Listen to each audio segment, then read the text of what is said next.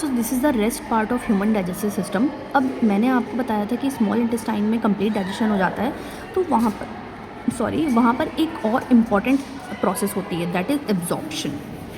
क्या होती है? एब्जॉर्प्शन। एब्जॉर्प्शन ही इसका मेन फंक्शन है, ठीक है। अब ये एब्जॉर्प्शन कैसे होता है? एब्जॉर्प्शन होने के लिए हमारी जो स्मॉल इंटेस्टाइन है ना, वो इस तरीके से डिज़ाइंड है या इस तरीके से बनी हुई है कि उसमें ना फिंगर लाइक प्रोजेक्शंस बने होते हैं।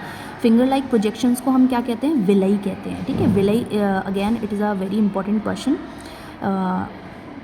ठीक है। तो ये विलाई क्या होते हैं? These are finger like projections which help in the absorption of food into the blood. यानी ये देखो, सपोज करो ये स्मॉल इंटेस्टाइन की लाइनिंग है, ठीक है। अब यहाँ पर आपको ये फिंगर लाइक प्रोजेक्शंस दिख रहे हैं, फिर इसमें स्मॉल विलाईज भी हैं, यानी कि पहले तो विलाई हैं, ये जो आप बड़े बड़े डिज़ाइन देख रहे हो ये विलाई हैं, और जो छोटे छोटे आप फाइबर्स देख रहे हो ना, ये माइक्रो विलाई हैं।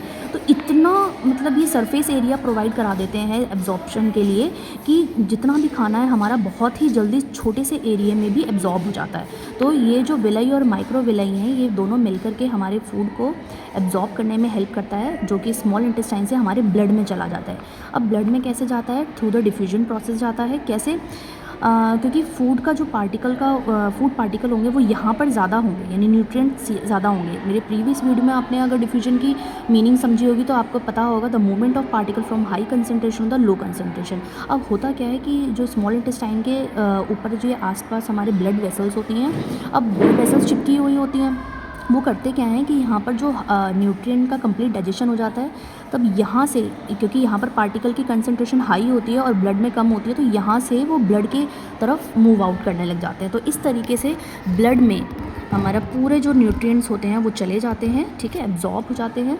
फिर लास्ट आता है हमारा क्या? Large intestine. लार्ज इंटेस्टाइन बेटा एक ऐसा पार्ट होता है जो कि हमारे फूड में प्रेजेंट जो एक्सेस वाटर होता है, यानी कि हमने फूड सपोज करो डाइजेस्ट कर लिया है, लेकिन अगर उसमें वाटर प्रेजेंट है तो उस एक्सेस वाटर को भी एब्जॉर्ब कर लेता है, क्योंकि हमारी बॉडी को वाटर की बहुत नीड होती है। तो वो वाटर को थोड़ा सा भी नहीं छोड़ता है हमारे फूड पार्टिकल में, ठीक है, चाहे वो डाइजेस्ट क्यों ना हो गया हो, वो दोबारा से एक बार और प्रोसेस करेगा और एक्सेस वाटर को एब्जॉर्ब कर लेगा। फिर जो हमारी लार्ज इंटेस्टाइन का एक और फंक्शन होता है कि वो रेस्ट मटेरियल को बॉडी से रिमूव करता है, जो कि हमारी बॉडी के लिए यूज़फुल नहीं होते हैं, उसको एनएस के थ्रू बॉडी से बाहर निकाल देता है, ठीक है। तो ये आई होप आपको ये पूरा लार्ज इंटेस्टाइन का पार्ट समझ में आ गया होगा। That's all.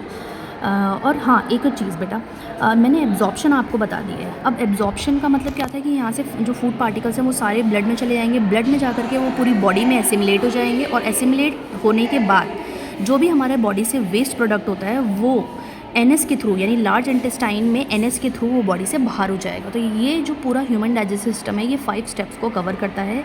इंजेशन, यानी हमने जब खाने को माउथ में लिया वो इंजेशन हुआ, जब हमारा फूड ब्रेक डाउन हो रहा था तो वो डाइजेशन हो गया, और जब हमारी स्मॉल इंटेस्टाइन में सारी चीज़ें कंप्लीट डाइजेस्ट हो गई है तो यहाँ पर एब्जॉर्प्शन हो जाता है।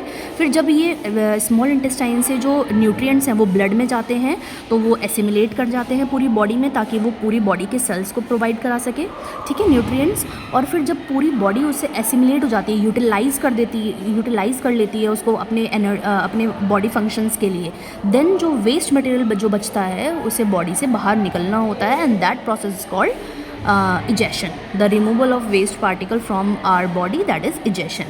तो this is the complete human digestive system. I hope आपको ये पूरा ह्यूमन डाइजेस्टिव सिस्टम समझ में आया होगा, and this is the easiest वे, ठीक है। मैं जब भी अपने बच्चों को पढ़ाती हूँ वो बहुत ही प्रेज़ करते हैं, क्योंकि ये बहुत ईजीएस्ट वे है समझाने का।